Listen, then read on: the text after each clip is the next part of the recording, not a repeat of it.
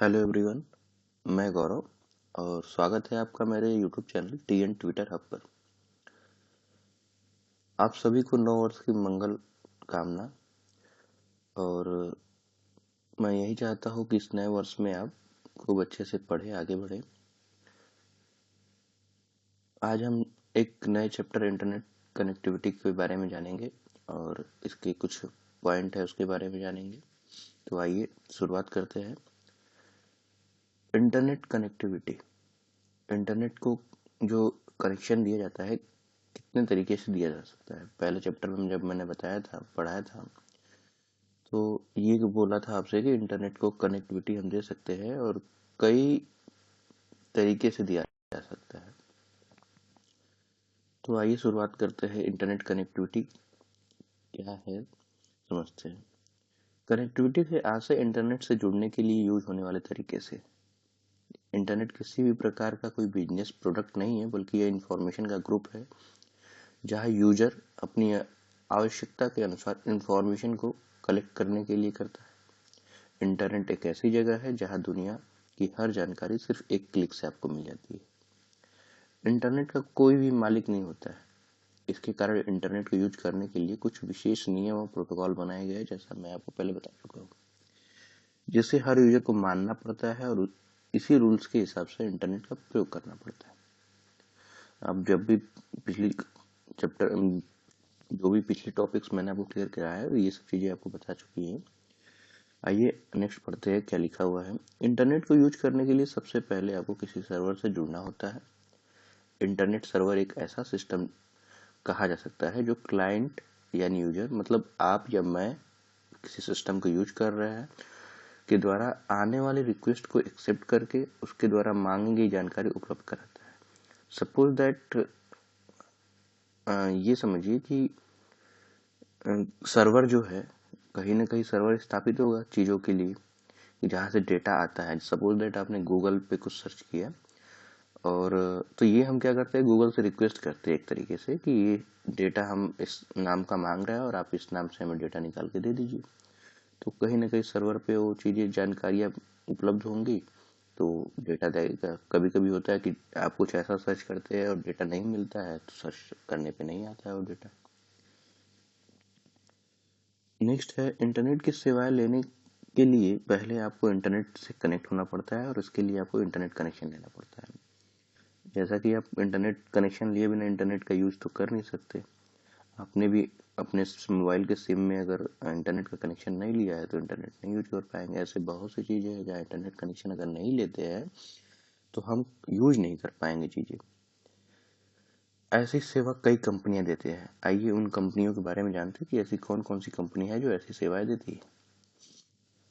सम ISP मतलब internet service provider, जो हमें इंटरनेट के लिए सर्विस प्रोवाइड कराती है। पहली कंपनी है बीएसएनएल, जो विदेश संचार निगम लिमिटेड, जो कि पहली कंपनी थी, आपको मैंने बताया था, भारत की पहली कंपनी थी बीएसएनएल। सेकंड है एमटीएनएल, महानगर टेलीफोन निगम लिमिटेड। थर्ड है मंत्रा ऑनलाइन। फोर्थ है नेट क्रैकर। फिफ्थ है सत्यम। सिक्स्थ है टाटा इंडिकॉम। सेवेंथ है एयरटेल। ऐसे और भी है मार्केट में, ये एग्जाम्पल के तौर पे मैंने कुछ लिया हुआ है। नेक्स्ट पेज पे आइए देखते हैं।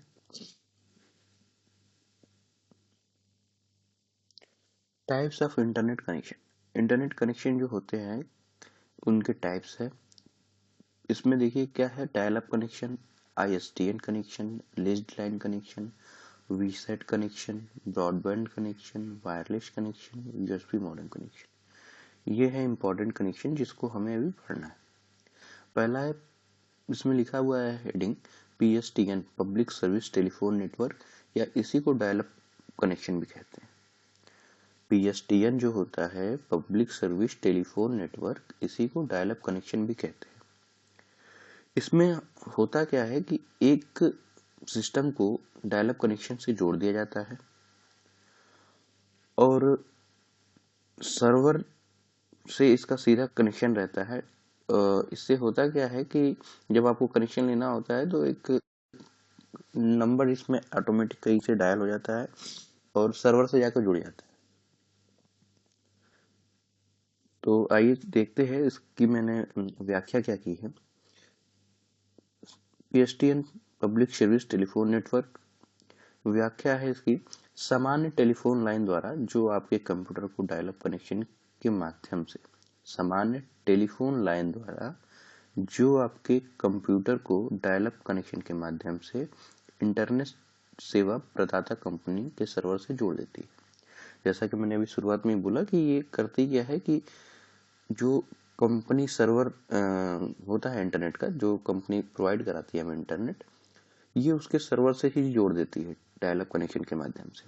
पहले आप देखते होंगे कि एक फ़ोन रहता था, जो बेसिक वाले फ़ोन आते थे, टेलीफोन आते थे, इससे हम लोग एक केबल रहता था, उसको अगर सिस्टम में लगा के नेट का कनेक्शन देते थे, तो ये वही डायल अप कनेक्शन है। कोई डायल अप कनेक्शन एक अस्थायी कनेक्शन होता है जो आपके कंप्यूटर और आईएसपी सर्वर के बीच बनाया जाता है। पहला आपका कंप्यूटर रहेगा, उसमें कनेक्शन देंगे और ये सीधे कनेक्ट हो जाएगा आईएसपी सर्वर। तो इसलिए बोला है कि जो आपके कंप्यूटर और आईएसपी सर्वर के बीच में बनाया जाता है। डायल अप कनेक्शन मॉडेम का उपयोग करके बनाया जाता है। अब नया जो मॉडिफाई ज़माना आ गया, तो कुछ चीज़ें चेंज होती है, आपको पता है साइंस जैसे जैसे आगे बढ़ता है। तो जो मॉडेम कनेक्शन है, इसी टाइप्स ऑफ इंटरनेट कनेक्टिविटी में लास्ट में है डायल यूएसबी मॉडेम कनेक्शन, ये उसी का पुराना रूप एक तरीके से समझिएगा। जो टेलीफोन लाइन का उपयोग आईएसपी सर्वर का नंबर डायल करने में करता है। मतलब टेलीफोन लाइन का उपयोग, जो मैंने स्टार्टिंग में बोला कि टेलीफोन लाइन का उपयोग करता है आईएसपी सर्वर का नंबर डायल करने करता है और इसी से कनेक्शन स्टेब्लिश करता है आईएसपी सर्वर से। ऐसा कनेक्शन जो होता है सस्ता होता है और इसकी स्पीड भी कम होती है। इसकी स्पीड केबीपीएस तथा एमबीपीएस में नापी जा सकती है। मतलब इसका यूज आज के समय में तो बहुत खासा नहीं रहा है। इसका स्पीड भी इसकी क्योंकि इसकी स्पीड भी कम होती है और कनेक्शन जो होता है थोड़ा सस्ता भी होता है। नेक्स्ट आइए देखते हैं आईएसडीएन। ये इंपॉर्टेंट है, कभी कभी पूछ लेता है फुल फॉर्म क्या होता है आईएसडीएन का, तो आप लोग ध्यान से इसको देख लीजिएगा। आईएसडीएन का full form integrated services digital network. ये पूछता है एग्जाम में, कभी कभी आ भी जाता है, कभी कभी डिफाइन करने के लिए आईएसडीएन होता क्या है, एक आध 2 नंबर में 5 नंबर में पूछ लेगा ये होता क्या है। तो आप इसको देखिएगा, इसको अगर ब्रीफ में पढ़ना हो तो मैं इसको बाद में ब्रीफ भी कर दूंगा। इसमें होता है, इसमें क्या होता है, यह डायल अप कनेक्शन के समान ही होता है, परंतु यह महंगा होता है। इसकी स्पीड डायल अप कनेक्शन से ज़्यादा होती है। तो ये इतना समझिए कि इसका जो कनेक्शन होता है डायल अप कनेक्शन के तरीके का ही होता है, लेकिन यह उससे कुछ महंगा होगा और इसकी स्पीड उससे ज़्यादा होगी। जाहिर सी बात है, अगर उससे महंगा है तो स्पीड इसकी ज़्यादा होनी चाहिए। आइए नेक्स्ट है लीज्ड लाइन कनेक्शन।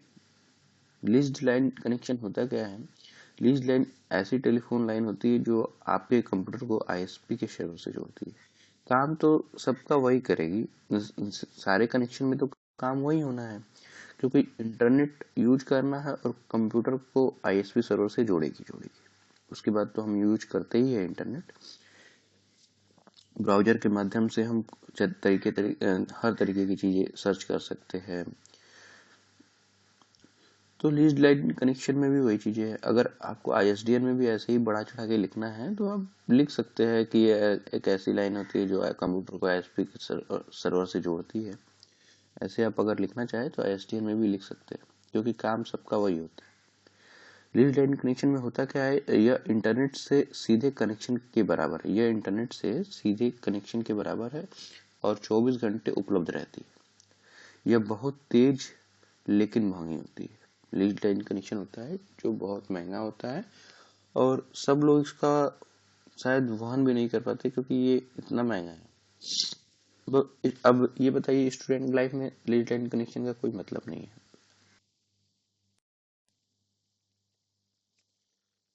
नेक्स्ट है वीसेट। वीसेट क्या होता है? वीसेट का जो फुल फॉर्म होता है वेरी स्मॉल अपर्चर टर्मिनल। इसका संक्षिप्त रूप से है, इसे जियो सिंक्रोनस सैटेलाइट के रूप में वर्णन किया जा सकता है।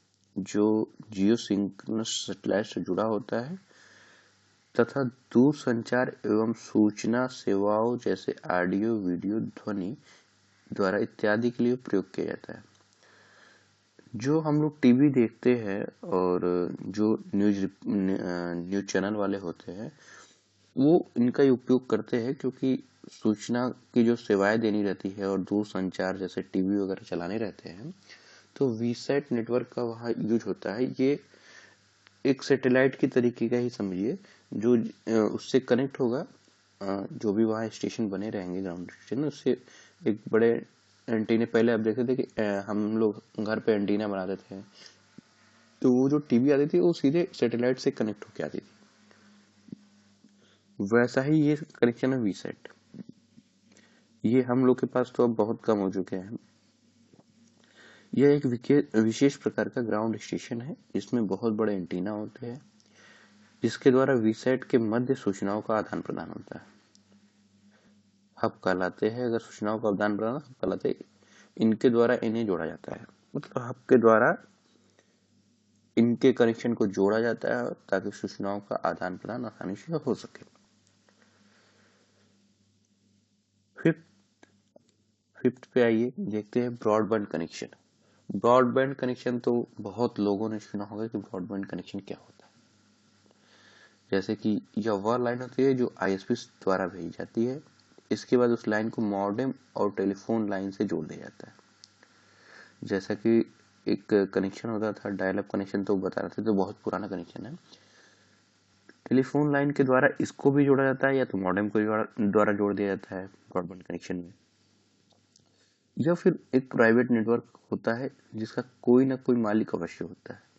जैसे अभी हमने स्टार्टिंग पढ़ा कि इंटरनेट का कोई मालिक नहीं होता, लेकिन जब ये ब्रॉडबैंड कनेक्शन हम लेने जाएंगे तो इसका कोई ना कोई मालिक होता है, क्योंकि अब कंपनियां तो मार्केट में आ गई है बिजनेस के पर्पज से, तो इसका कोई ना कोई मालिक तो होगा।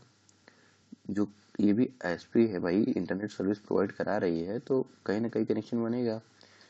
तो जो सर्विस प्रोवाइड कराता है कहीं ना कहीं बिजनेस बन जाएगा जब प्रोवाइड की बात आ गई तो इनका कोई ना कोई मालिक अवश्य होता है। इसलिए इस नेटवर्क का प्रयोग केवल वही व्यक्ति कर सकता है जिसने यह कनेक्शन लिया है।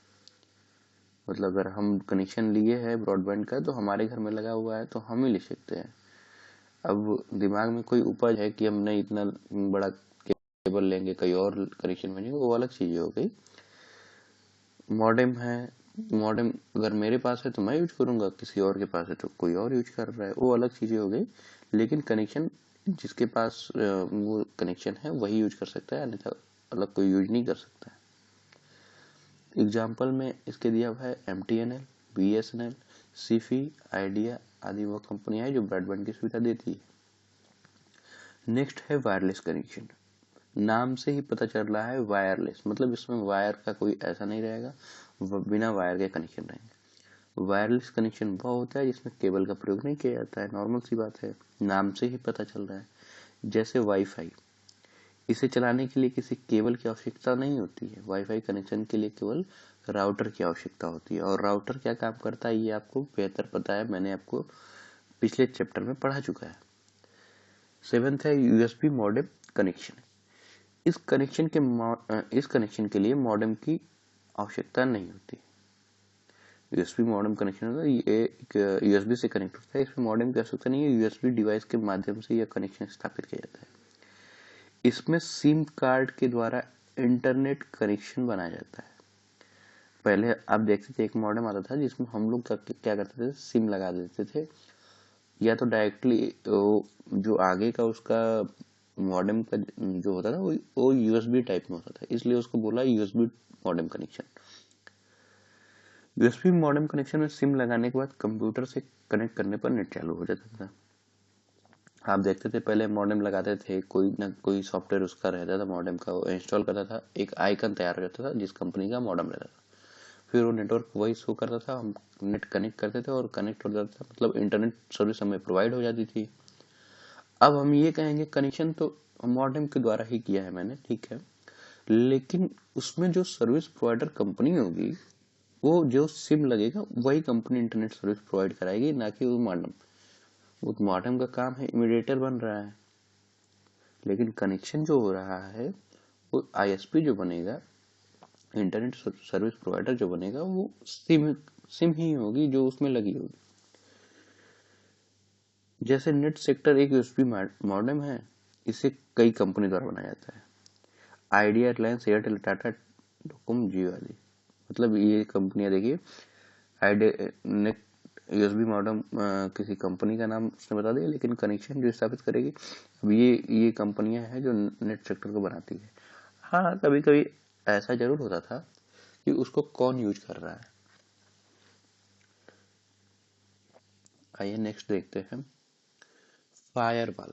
ये बहुत ही इम्पोर्टेंट है। इंटरनेट में फायरवॉल जो होता है बहुत इम्पोर्टेंट चैप्टर है। आप इसको एग्जाम की दृष्टि से इम्पोर्टेंस बहुत इम्पोर्टेंट समझिए इसे। कभी कभी क्वेश्चन जो होता है डिफाइन करने के लिए पूछ देता है, या एक दो नंबर में आ ही जाता है कि मैच द फॉलोइंग वगैरह में। फायरवॉल काम करता क्या है कि ये आपके सिस्टम में ही रहता है सबसे पहले, या तो सॉफ्टवेयर के माध्यम से या तो हार्डवेयर के माध्यम से। ये कुछ भी हो सकता है, सॉफ्टवेयर भी हो सकता है, हार्डवेयर भी हो सकता है। ये जो भी अनवांटेड चीजें होती है कि कोई सपोज दैट कोई अनऑथोराइज्ड यूजर है जो आपके सिस्टम को एक्सेस करना चाहता है, और फायरवॉल ये कोशिश करता है कि उसको हम एक्सेस ना करने दें। फायरवॉल का काम ही होता है कि डेटा को या फिर किसी नेटवर्क को सुरक्षा प्रदान करना है। कोई बाहरी जो लोग है या कोई ऐसा है कि कोई सिस्टम को हार्म पहुंचाना चाह रहा है या कुछ उसको नुकसान ना हो डेटा को, उसको सेव करता है फायरवॉल। आइए देखते हैं क्या है। यह एक डिवाइस है जो किसी कंप्यूटर या नेटवर्क में अनऑथराइज्ड यूजर्स के प्रवेश को रोकता है, जबकि ऑथोराइज्ड यूजर को कंप्यूटर नेटवर्क व डाटा का उपयोग करने देता है। मतलब जो जेन्युइन है या जो सही है। सपोज दैट कि होता क्या है, हमने फेसबुक खोला और फेसबुक में होता क्या है कि जब हम लॉगिन करते हैं आईडी पासवर्ड गलत डाल देते हैं, पासवर्ड गलत डालते हैं या आईडी गलत डालते हैं तो एक्सेप्ट नहीं करता है। ये वहाँ फायरवॉल ऐसा बनाया गया है, ये सॉफ्टवेयर के माध्यम से ऐसा फायरवॉल सेट किया गया है कि आप अगर उस चीजें नहीं जान रहे तो आप नहीं ओपन कर सकते, वरना किसी का डेटा कोई भी यूज कर सकता है फिर ऐसे।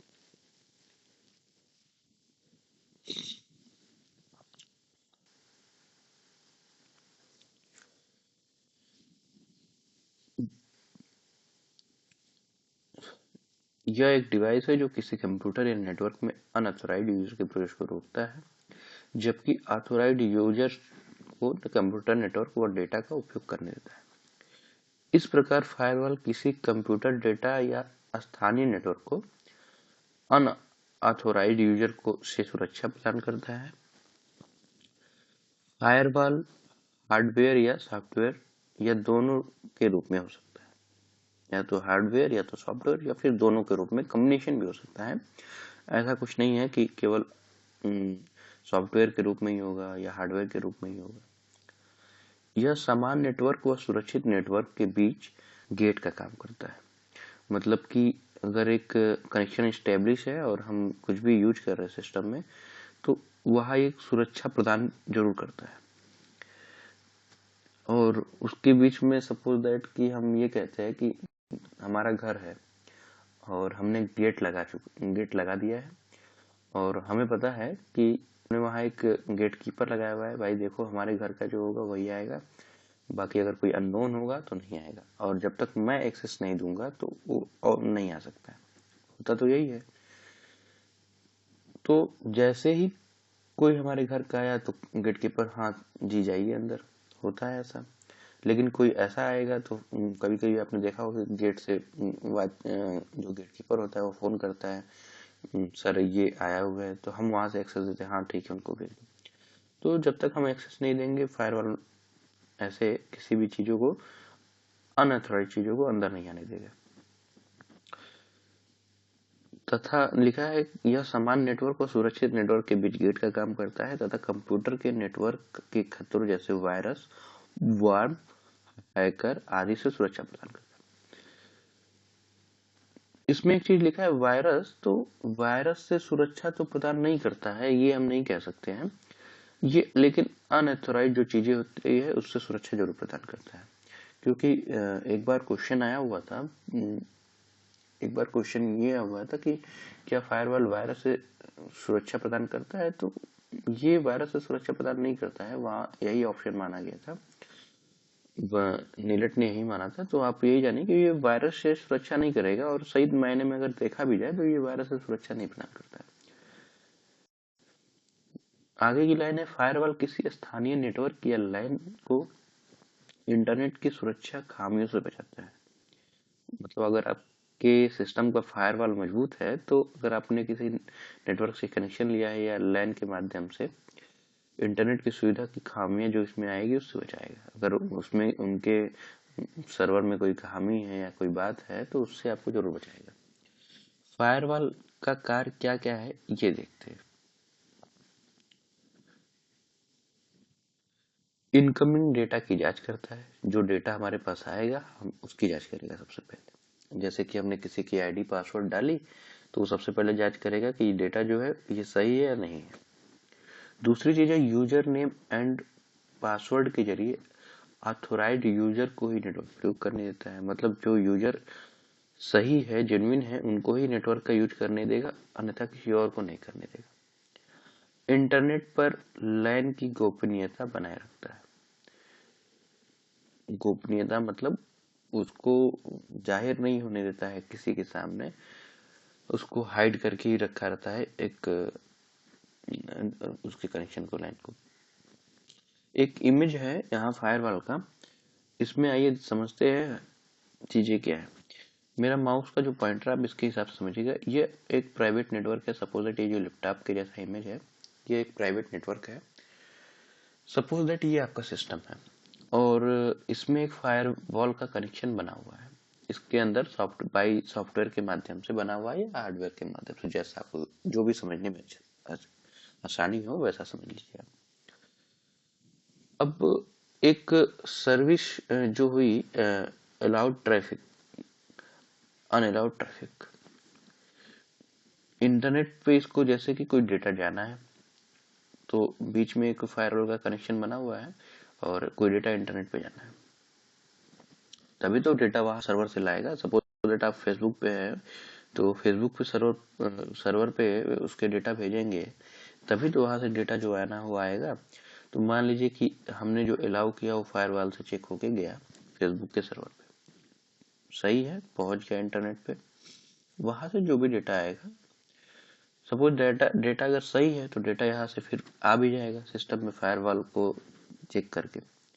डेटा अगर गलत है या हम जो डेटा भेज रहे हैं यहाँ से इंटर कर रहे हैं वो गलत है, तो अनवांटेड ट्रैफिक करके देखिए ब्रेक कर दिया है, तो वो रुक जाएगा उसी डेट। आपकी ये वाली क्लास ओवर होती है और नेक्स्ट वीडियो मैं जल्दी अपलोड करूंगा। आज के लिए बस इतना ही। आप वीडियो को लाइक करें, कमेंट करें, शेयर करें, और जैसा आपने प्यार कुछ दिनों में दिया है इस चैनल को, ऐसे ही आप इस चैनल को प्यार देते रहे। धन्यवाद।